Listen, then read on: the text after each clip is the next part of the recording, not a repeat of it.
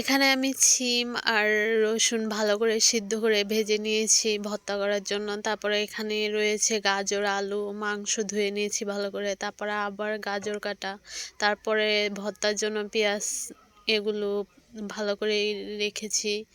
তারপরে এই জায়গায় চাল ধোয়া আছে। তারপরে চুলায় এখানে ভালো করে পেঁয়াজ আমি ভেজে নিচ্ছি। তারপরে চলে যাব ভর্তা বানাতে। আমি ভালো করে হাত দিয়ে ভর্তাটা মতে তারপরে ভর্তা রেডি হয়ে গেছে। তারপরে আমি এখানে থেকে সোজা মাংস, তারপরে আলু, এগুলো ভালো করে কষিয়ে নেব।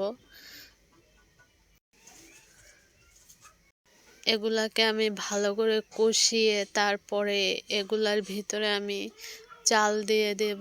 যে চালগুলো আমি ধুয়ে রেখেছি ওই চালগুলো আমি এখানে এগুলো ভালো করে কষিয়ে তারপরে এগুলোর ভিতরে আমি দিয়ে দেব।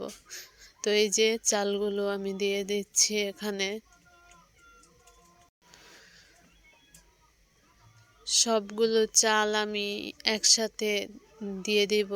তারপরে এই যে সবগুলো চাল আমি একসাথে দিয়ে দিয়েছি। তারপরে এগুলাকে আমি ভালো করে লাড়া দিব।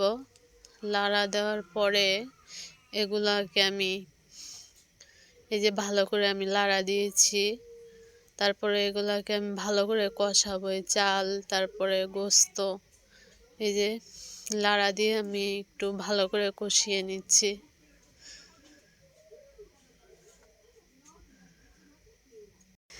এই তো আমার কষানো শেষ। তারপরে এই যে পানি দিয়ে দিলাম পরিমাণ মতন।